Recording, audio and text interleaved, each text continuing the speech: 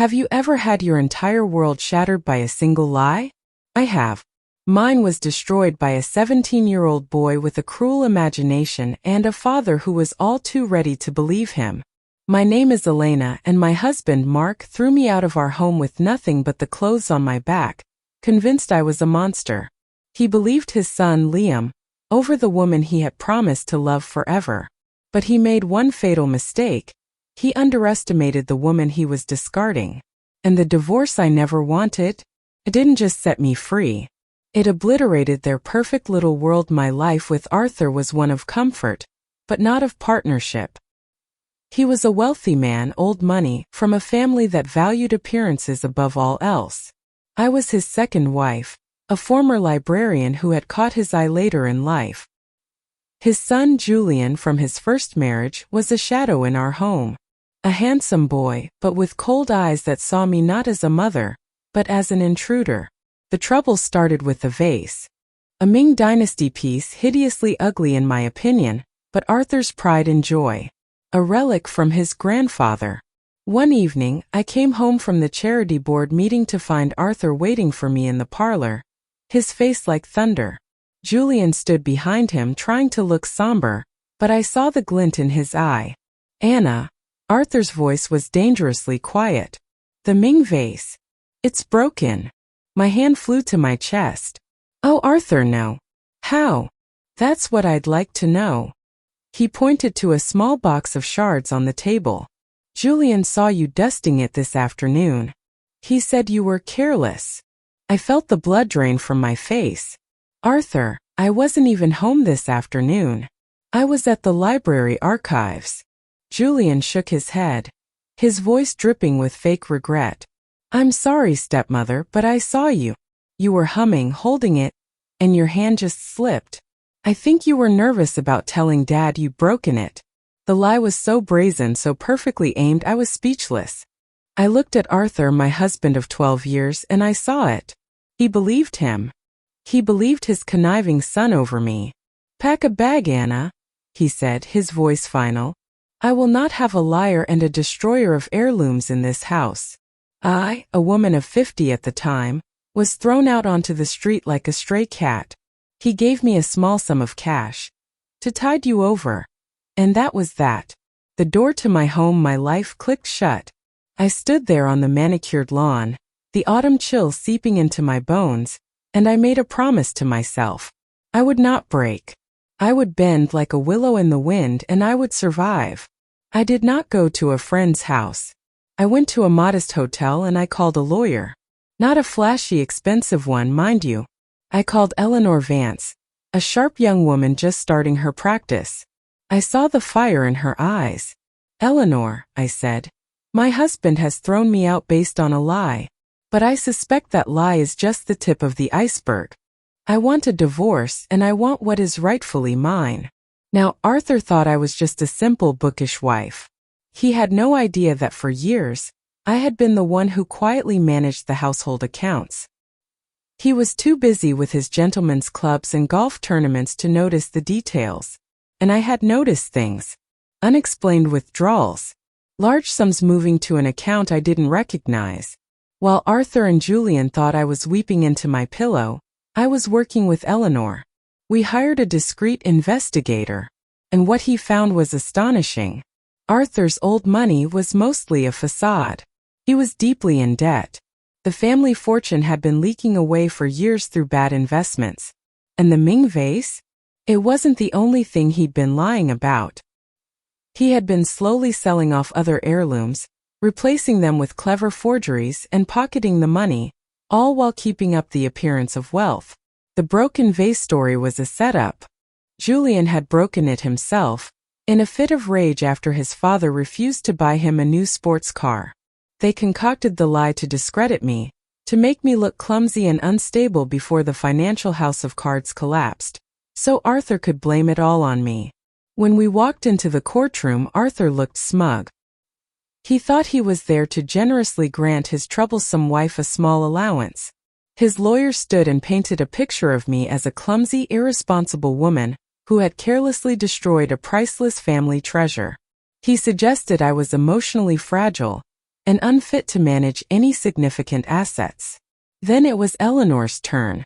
She stood, a slip of a girl next to Arthur's portly attorney, and she was magnificent. "Your Honor," she began, "my client, Mrs. Anna Belfort, has been the victim of a malicious and calculated campaign of defamation, all designed to conceal my client's husband's own financial crimes and gross mismanagement." She then presented our evidence. Receipts from auction houses for sold heirlooms. Testimony from our investigator about the forgeries still in the house. Bank statements showing the secret account where Arthur was stashing the money. She even produced a witness, the housekeeper, who confessed that Julian had been in a furious shouting match with his father about money on the very day the vase was broken. The smugness melted from Arthur's face, replaced by sheer unadulterated panic. Julian looked like he wanted the floor to swallow him whole. The judge was not amused. He saw through the entire charade. The divorce settlement was brutal for Arthur. The pretense of old money was shattered in a public courtroom. His reputation was ruined. The creditors he'd been hiding from came circling like vultures. The beautiful, empty house was seized by the bank. The remaining heirlooms were revealed as fakes, worthless. Arthur was forced into bankruptcy. He and Julian had to move from their mansion into a small rented flat. The life of luxury was over. Arthur, disgraced, lost his memberships to his precious clubs. Julian, who had dreamed of a life of idle wealth, had to actually get a job. The irony was delicious. The lie they told to secure their future was the very thing that destroyed it. As for me, I took my fair share of the little that was left. It wasn't a fortune, but it was enough. I bought this little cottage. I filled it with books, with real love things. I found a peace and a happiness I never knew in that cold, gilded cage. So you see, my dears, never underestimate the quiet ones. Never mistake kindness for weakness. Arthur and Julian thought they could throw me away like yesterday's news. But they forgot that even the gentlest stream, given enough time, can carve its way through the hardest stone. They tried to break me, but they only succeeded in breaking the chains that held me. And in the end, the world they fought so hard to keep, the world they lied for, was the very world they lost. All because they underestimated a 50-year-old woman with nothing left to lose, who grew up to be a 70-year-old woman with everything she ever wanted. For a few years I heard nothing. I cultivated my garden, both literally and figuratively. My little cottage became a sanctuary. I took up painting, terrible at first, but it brought me joy. The quiet was a balm. Then one rainy Tuesday there was a knock on my door. It was Arthur. He stood on my porch, drenched and diminished. The proud, straight-backed man I had married was gone, replaced by a stooped, weary figure in a worn-out coat. "Anna," he said, his voice raspy. "May I come in?" I let him in, more out of shock than courtesy. He sat in my armchair, his eyes avoiding mine, taking in the cozy, simple room I called home. "It's all gone, Anna," he whispered, staring into the fire. "Everything. The house, the name, the respect. Julian. He blames me.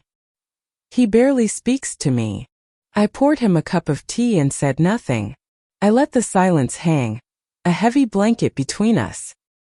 He finally looked at me, his eyes filled with a pain I had never seen before. "I was a fool, Anna. Proud, stupid fool. I believed him because it was easier than facing the truth about my own failures. About my son."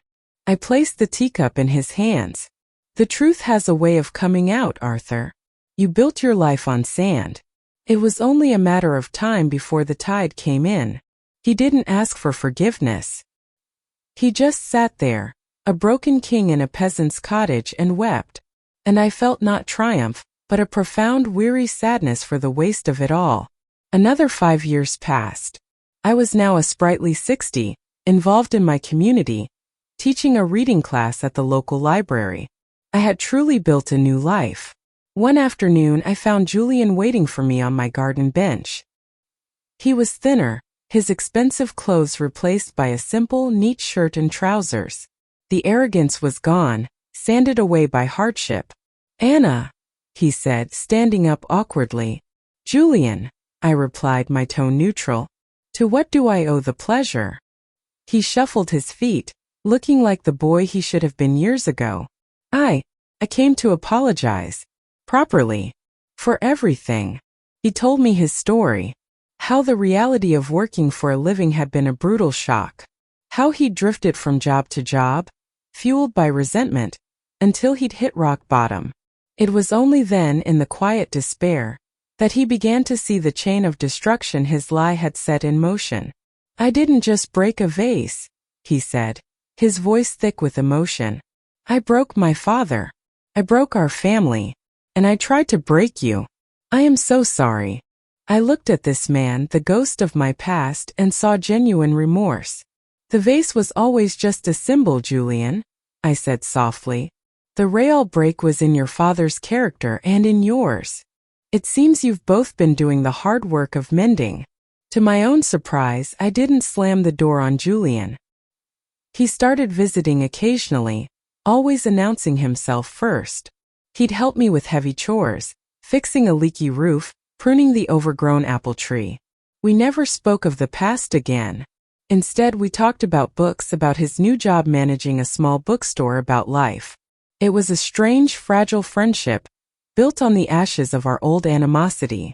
He was trying to atone, and I, in my old age, had learned the value of grace. Forgiveness didn't mean forgetting. It meant choosing to no longer let the past poison the present. He even reconciled with Arthur. Their relationship was different, quieter, more honest. The pressure of legacy was gone, and in its place was the simple, awkward bond of a father and son who had finally run out of lies to tell each other. When I turned 65, I fell ill. Nothing serious, but it required a short hospital stay. To my astonishment, it was Julian who visited me every day. He brought me books, read to me when I was too tired, and handled the paperwork that baffled me. Arthur came once, looking old and frightened. He held my hand, his own trembling. You were always the strong one, Anna, he said. I just didn't see it. As I recovered back in my cottage, I realized the final beautiful twist in our story. The lie that was meant to destroy me had ultimately forced everyone involved to become better, truer versions of themselves. Arthur found humility. Julian found character. And I found a strength I never knew I possessed, and a capacity for peace that surpassed any wealth. A few years ago, I decided to write my memoir. Not for publication, but for myself, to make sense of the journey. Julian, hearing of it, asked if he could type it up for me. He said it would be part of his penance. We spent months on it, sitting in my parlor, me talking and him typing. It was cathartic. He saw the story from my eyes, felt the cold of that night I was thrown out, understood the quiet terror of starting over with nothing. When we finished, he printed a single-bound copy and handed it to me. Thank you, Anna, he said, for everything. That copy sits on my shelf now, next to the family Bible. It is the truest heirloom I possess. And so here we are. Me, a content old woman in her cozy cottage. Arthur, living in a small flat, but at peace with his son. And Julian, well, he's getting married next spring. He brought his lovely fiancée to meet me last week. He told her I was his most important relative. Life, my dears, is not about the storms we weather, but what we build from the wreckage. My husband threw me out after believing his son's lies. And yes, my divorce turned their world upside down. But in doing so, it shook out all the poison, all the pride, all the deceit. It cleared the land. And what grew back was something more honest, more resilient, and more beautiful than anything that was there before. They thought they were ending my story, but they were just giving me a much, much better beginning. So, if you're in the middle of your own storm, remember an old granny's tale. Have courage. Trust in your own strength, because the most powerful chapters of your life are often the ones you never expected to write. Now, don't forget to subscribe. This old granny has plenty more stories where that came from.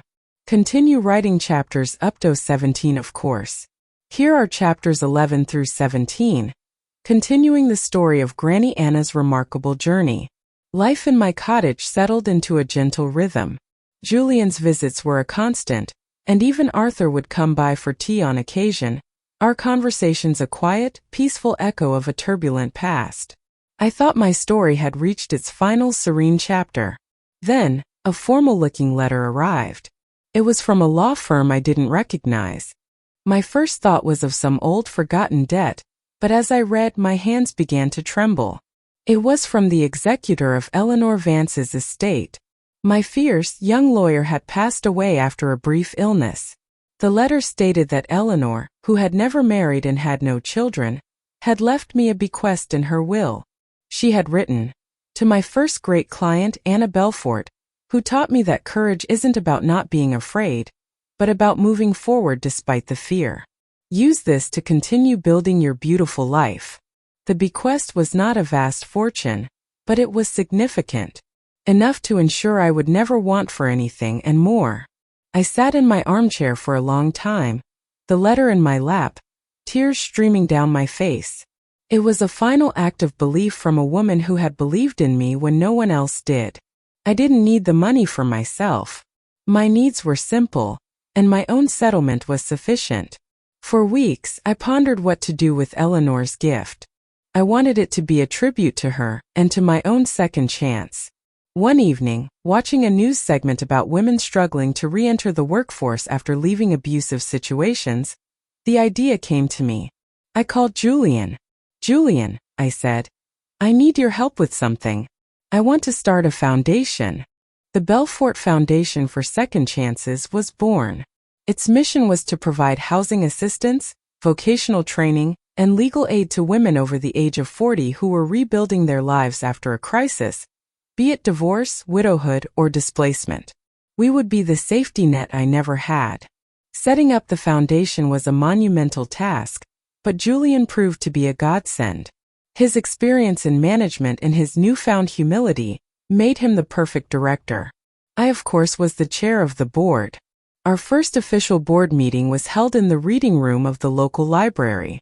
The board consisted of me, Julian, the head of the women's shelter, and a sharp young financial advisor named Maria.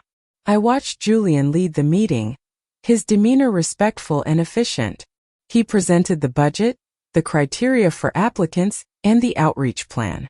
He was no longer the boy who broke a vase. He was a man building something of substance.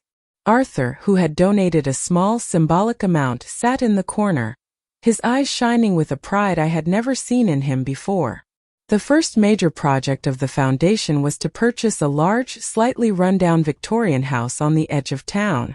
We renovated it into a transitional home, a place where our applicants could live for up to a year, rent-free, while they got back on their feet. We called it Granny's House. I insisted on the name. It wasn't about me. It was about the feeling I wanted it to have, a place of warmth, safety, and unconditional support. The day the first residents moved in was one of the proudest of my life. There was Margaret, a former teacher who had lost everything after her husband's sudden death, left her with his hidden debts. There was Susan, who had left a controlling marriage after 30 years with only a suitcase. Seeing them walk through the door, their faces a mixture of fear and hope, was a full-circle moment that overwhelmed me with gratitude. The work of the foundation began to attract local attention. A reporter from the city newspaper came to do a story on the granny who helps other grannies. I was hesitant, protective of my privacy and the privacy of our residents. But Julian convinced me. "Your story, Anna, gives people hope," he said. "It shows that it's never too late for a new beginning." So I sat for the interview. I told my story, the vase, the lie, the divorce, the devastation, and the long road back. The article was published with the headline, "Her world was shattered at 50. At 75, she's building a new one for others." The response was overwhelming. Donations poured in. Letters from women across the country arrived, sharing their own stories. I was no longer just Anna. I had become a symbol. It was a strange but humbling feeling. Arthur's health began to decline not long after. The years of stress and shame had taken their toll. He moved into a care home, and Julian and I visited him regularly. On one of my last visits, he was particularly lucid. He took my hand, his grip surprisingly firm. "Anna," he said, his voice a whisper, I have lived a long life, most of it wrongly. But these last years seeing what you and Julian have built, it has been my redemption. You didn't just turn our world upside down, my dear. You turned it right side up. He passed away peacefully in his sleep a week later. At his funeral, Julian and I stood together, united not by blood, but by a shared, hard-won history and a mutual respect. The war was long over and peace at last was absolute. So you see, my dears, a story never really ends. It just changes shape. The pain of my past became the purpose of my present. The lie that shattered my life became the cornerstone of a foundation that now holds others up. Julian is running the foundation beautifully. He and his wife are expecting their first child, a little girl they've decided to name Anna. It seems this old granny's story is getting a new character. Life will knock you down. That is a promise. But it is your choice whether to stay on the ground or to use the fallen stones to build something new. My greatest adventure didn't begin until I was 50 years old. Don't you ever let anyone tell you that your best chapters are behind you. The world thought my story was over, but I was just getting started. Now tell me, what new chapter are you ready to begin? Share your hopes in the comments below. And don't forget to subscribe. This granny believes every single one of you has a story worth telling. The day little Anna was born, the world felt new. Holding that tiny swaddled baby in my arms, a living testament to forgiveness and redemption, was a feeling beyond words. Julian cried. His wife Clara beamed. I looked at this new family, this beautiful, unexpected outcome of so much pain, and felt a profound sense of completion. This child would never know the story of the broken vase or the shattered home. She would only know love. She was the purest form of our healing. As the foundation grew, so did its needs. Maria, our sharp financial advisor, became my personal protégé. I began teaching her not just about numbers but about life, about reading people, about the quiet strength and compassion, about the long game of building a meaningful life. She was like a granddaughter to me, hungry for wisdom I didn't even know I possessed. I realized I was passing the torch, just as Eleanor had passed it to me. While organizing old files for the Foundation's archives, I stumbled upon a small locked metal box that had belonged to Arthur. I never bothered with it. With a sigh, I asked Julian to help me open it. Inside, we found more than old financial papers. We found a stack of letters tied with a ribbon, addressed to Arthur from a woman named Isabel. They were love letters, dated during the first year of our marriage. The final secret. He hadn't just been financially unfaithful. His heart had strayed too. I felt a pang, not of jealousy, but of sadness for the complicated, unhappy man he had been. I showed them to Julian. We read them together, and then without a word, we threw them into the fire. Some truths are better left as ashes. A major economic downturn hit, and donations to the foundation dried up. We faced the very real possibility of having to close Granny's house. It was a terrifying echo of Arthur's financial collapse. But this time I was at the helm. I wasn't a frightened wife. I was a determined founder. We launched a public campaign. Keep the door open. I told our story on local radio, my voice steady. The community we had helped now rallied to help us. Bake sales, charity runs, small donations from dozens of women who had found strength in our mission. We survived. Our foundation, built on the solid rock of truth and community, did not collapse. Our local story, fueled by the success of our campaign, caught the eye of a national magazine. They wanted to do a feature on me and the foundation. This time I didn't hesitate. The article, titled "The Second Act: How a Woman's Divorce at 50 Fueled a National Movement," was published. I was invited to speak at women's conferences. I became, to my utter astonishment, a minor celebrity for the senior set. But I kept my feet on the ground. My favorite place was still my armchair in the cottage, little Anna playing at my feet. At the age of 83, I received a diagnosis. A quiet, slow-moving illness. Nothing dramatic, the doctor said. Just time finally catching up. I wasn't afraid. I had lived not one life but two. I called Julian and Clara. I called Maria. I was calm. I had affairs to put in order, but they weren't financial. They were matters of the heart. I called one final board meeting. I stood at the head of the table leaning on my cane. This, I announced, is my last meeting as chair. There were protests, but I held up my hand. It's time. Maria, you have the sharpest mind and the kindest heart I know. The foundation is yours to run now. Julian, you are its soul. Protect it. I passed the gavel to a tearful Maria. The circle was complete. The student had become the master. The foundation, my greatest work, was in the best possible hands. Well, my dears, here we are. The final chapter. If you had told that terrified woman, thrown out on the street with her single suitcase, that her story would end like this, she never would have believed you. She saw an ending. I now see it was the most magnificent beginning. My life was not defined by the lie that broke it, but by the truth I built from the pieces. It was not defined by the husband who left me, but by the family I found and forged.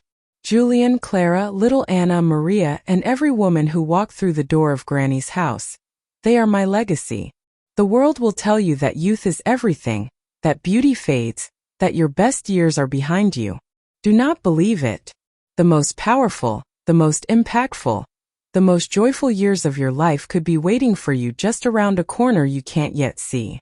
My husband threw me out after believing his son's lies, and my divorce did turn their world upside down. But in doing so, it forced the soil. It made room for something stronger, kinder, and more beautiful to grow. Gave me myself. So this is not a goodbye. It's an invitation. Look at your own life. What story are you telling yourself? Is it one of endings? Or is it one of beginnings waiting to happen? Your story is not over. Not by a long shot. Now go and write your next chapter. Make it a brilliant one. If you learn one thing from my story, let it be this. Your greatest power often reveals itself only after you've been pushed to the edge. Now, tell me in the comments, have you ever had a moment that turned your world around? I'd love to hear your stories. And don't forget to subscribe for more tales from this old granny. Life I've found is the most interesting story of all.